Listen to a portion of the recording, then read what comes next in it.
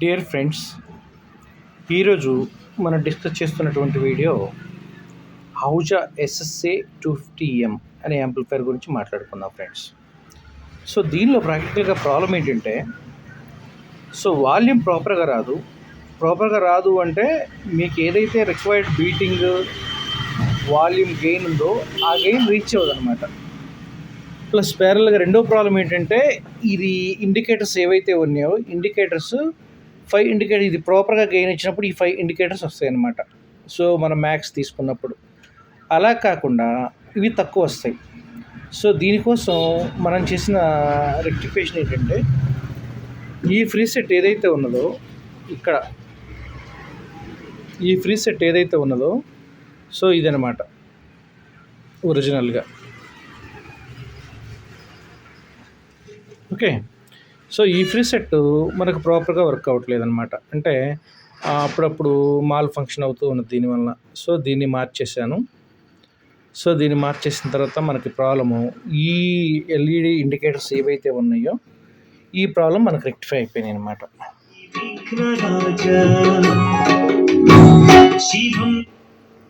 Okay, so ఇలాగ rectify అయిపోయింది. So next వచ్చేసి మనకు దీనిలో ఉన్న రెండో ప్రాబ్లం ఏంటంటే, సో ఈ కంట్రోల్ ఏవైతే ఉన్నాయో సో ఇది మాస్టర్ కంట్రోల్ అనమాట. ఈ మాస్టర్ కంట్రోల్ ఇది 10K. న్యాచురల్గా మనం వేయాల్సింది వచ్చేసి 10K ఏ వేయాలి దీనికి. సో ఏ కాకుండా బి వేసినప్పుడు ఏమవుతుందంటే ఫ్రెండ్స్, ఈ వాల్యూమ్ ఏదైతే ఉన్నదో ఒక్కొక్క దానికి ఏబిసి అని చెప్పేసి డిఫరెంట్ టైప్స్ ఉన్నాయి.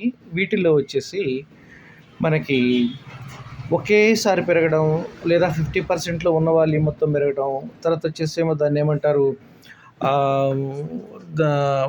అంటే గ్రాడ్యువల్గా మొత్తం పెంచినా కూడా పెరిగేలాగానే ఉంటాయి అన్నమాట. సో దీనిలో వచ్చేసి ఏ అనే కంట్రోల్ ఉంటుంది. సో ఏ అనే కంట్రోల్ మనం మార్చితే సో బీటింగ్ కరెక్ట్గా వస్తుందన్నమాట.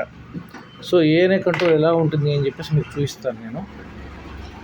సో ఇది సో ప్రజెంట్ దీనిలో వచ్చేసి 10K ఏ అన్నమాట ఇది. అయితే దీనిలో బేసికల్గా ఉండే ప్రాబ్లమ్స్ ఏంటంటే ఫ్రెండ్స్, ఈ లెగ్గలు ఏవైతే ఉన్నాయో ఈ 3 లెగ్గలు ఉన్నాయి కదా. సో ఈ 3 లెగ్గలు ఏవైతే ఉన్నాయో ఈ 3 లెగ్గలు మనకి ప్రాక్టికల్గా ఉండే ప్రాబ్లం ఏంది, ఈ డాట్స్ ఏవైతే ఉన్నాయో ఈ డాట్స్ దగ్గర ఒక్కోసారి మిస్ అయిపోతాయి అన్నమాట. అంటే లూజ్ కనెక్షన్ అటు ఇటు వైబ్రేషన్ వలన అలాగా మిస్ అయిపోతూ ఉంటాయి అన్నమాట. ఇది కూడా ప్రాపర్గా వర్క్ చేయకపోవడం వలన మీకు వెయిటింగ్ ప్రాపర్గా రాదు. రెండోది వచ్చేసి గెయిన్ ప్రాపర్గా లేవదు. తర్వాత పోతేనేమో ఒక్కోసారి కిస్ హిజ్జింగ్ సౌండ్స్ వస్తూ ఉంటాయి. ఇలాగ అవుతూ ఉంటుంది అనమాట. సో దీనికి ఈ ప్రాబ్లం వచ్చింది. బేసికల్గా ఈ బేస్ కూడాను ఈ కంట్రోల్ కూడా ప్రాబ్లం వస్తే దీనికి జస్ట్ ఏంటంటే నేను WD-40 వేస్తే సెట్ అయిపోయింది. సో దీనిలో మనకు ప్రాబ్లం ఏం లేదు. సో ఈ రెండు వచ్చేసి మనం యాజువల్గా ఏదైతే ఉన్నాయో ఆ కంట్రోలే వర్క్ చేస్తున్నాయి. సో దీనిలో మన మేజర్గా ప్రాబ్లం వచ్చేసి బేస్ కంట్రోల్ ఏదైతే మాస్టర్ కంట్రోల్ ఏదైతే ఉన్నదో ఈ మాస్టర్ కంట్రోల్ ఇది ఈ లెగ్గల్లో విడిచేసింది అనమాట. సో అందువలన మనకి ప్రాపర్గా గెయిన్ రిలీజ్ అవ్వదు, వచ్చిన సౌండ్ కూడా సన్నగా వస్తుంది అలాగనమాట. సో ఈ కంట్రోల్ నేను మార్చేసాను. జస్ట్ ఒకసారి చూడండి మీకు ఐడియా.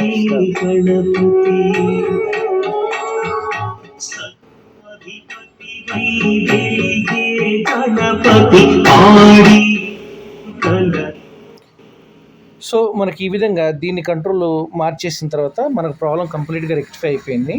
సో దీనిలో వచ్చేసి మనం చేసిన ప్రాబ్లమ్స్ 2 రకాలు చేసాము. ఒకటి ఈ వాల్యూమ్ లెవెల్ ఇండికేటర్స్ ఏవైతే ఉన్నాయో ఇవి మనకు ప్రాపర్గా వర్క్ చేయట్లేదు.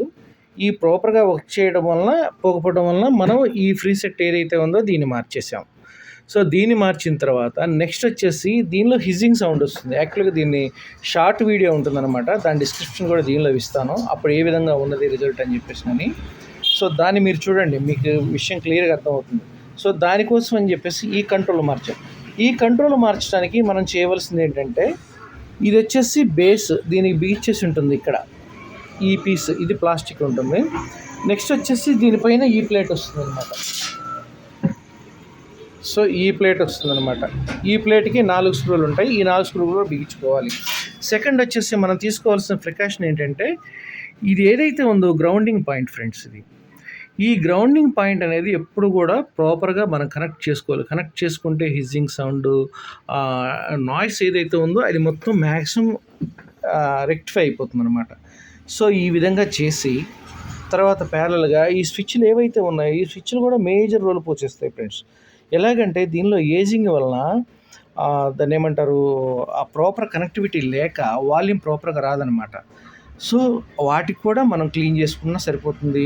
క్లీన్ చేసుకున్నా సరిపోలేదు అంటే వాటిని మనం రీప్లేస్ చేసుకుంటే సరిపోతుంది అనమాట. సో ఈ విధంగా రెక్టిఫై చేశాను.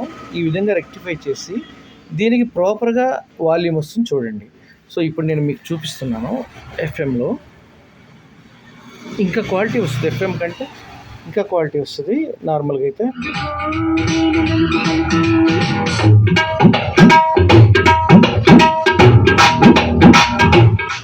ఓకేనా ఫ్రెండ్స్, ఈ విధంగా క్వాలిటీ సెట్ అయింది.